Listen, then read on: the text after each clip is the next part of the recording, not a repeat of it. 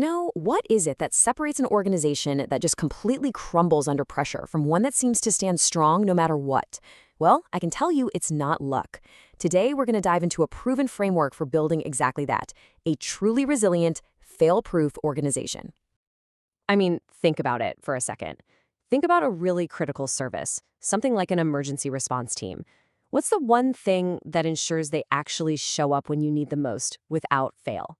What is it that stops that entire system from collapsing during a massive crisis? The answer, and this might surprise you, isn't just hardworking people. It's not about individual heroics. It's about having a brilliantly designed system. So we're going to walk through exactly how to build one using a proven method that treats the whole thing like an architect designing a blueprint and a builder, well, building the building. All right, so every strong building starts with a solid plan, right? So let's start where we have to, the architect's phase. This is all about creating the blueprint for success. Step 1 is all about governance. Now think of this as appointing the lead architect and the site manager for the entire project. Before a single brick is laid, you have to decide who's in charge, what the rules of the game are, and who is accountable for what. It is an absolutely non-negotiable first step. And check this out. This slide makes governance totally tangible. It's not some vague, fuzzy idea. No. You are defining the governing authority, like a steering committee, and then you're picking an official framework you're going to use. From there, you assign crystal clear ownership. There's zero ambiguity about who is responsible for what. And here's a pro tip that is absolutely crucial. Governance can't be something that's led by individual departments. It has to come from the top, a central authority that sits above all the departments. Why? Well, because without that central oversight, you get this messy patchwork of different standards, and that creates dangerous gaps where failures are pretty much guaranteed to happen. So, with our architect in place, it's time for step 2, the blueprint itself. This is the part where we define our objectives. This is where we translate those high-level governance rules into specific, measurable goals for every single part of the organization. And this is such a brilliant distinction to make. An objective is the outcome you want, like emergency readiness. A task, on the other hand, like conducting training, is just one of the ways you might get there. A really strong system focuses on achieving the outcome, not just mindlessly checking off a list of tasks. Okay, our blueprint is in hand. Now it's time to put on the hard hats. This is the construction phase, where we turn that plan into a real structure that can actually withstand real-world threats. Now, the construction follows a very strict sequence. You can't just jump in wherever you want. First, you map out all your processes. Think of these as the rooms and hallways of your building. Then, you assess the risks.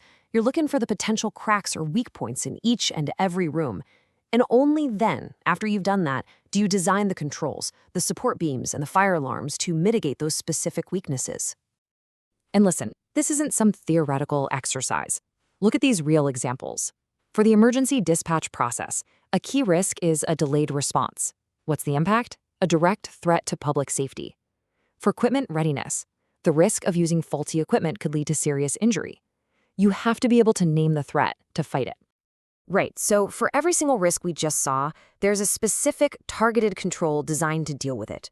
To prevent a delayed response, you implement automated time thresholds that escalate alerts in real time. Worried about faulty equipment? You mandate daily, digitally logged equipment checks. You see, each solution is perfectly tailored to the problem. And this slide illustrates perfectly the two different types of controls you're going to need. Preventive controls, they're like the guardrails on a highway. They're designed to stop you from going off the road in the first place. Detective controls, on the other hand, are like the accident investigation team. They come in after something has gone wrong to figure out what happened. A truly robust system needs both, no question. Okay, so the building's up, but the work is not done, not by a long shot. Now comes the really critical phase of inspection and maintenance to make sure the structure actually stays strong over time. Let me give you a hard truth. An undocumented control is basically an imaginary control. Seriously, if you can't prove that it's working with hard evidence, then for all intents and purposes, it doesn't exist when the auditors show up. Your documentation is the building's official owner's manual. And hey, not just any old evidence is going to cut it. It has to be rigorous. It absolutely must show who did what, when they did it, and what the outcome was. And notice the preference here for system-generated logs over manual checklists, and the absolute requirement for things like signatures and timestamps. Vague evidence is useless evidence.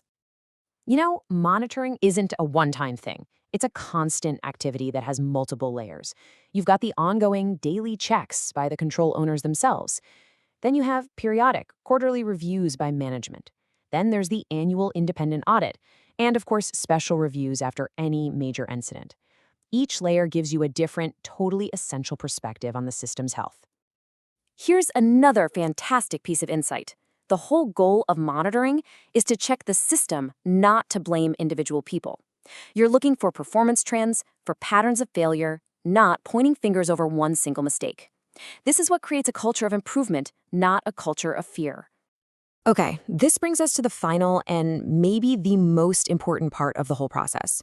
A strong building isn't static, right? It's maintained, it's reinforced, and it's improved over its entire life. And to make this work, everyone needs to know their role and stay in their lane.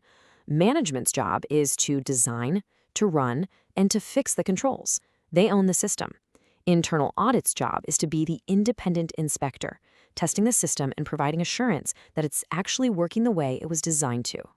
This creates a really powerful feedback loop. So when a weakness is found, you don't just patch it and move on.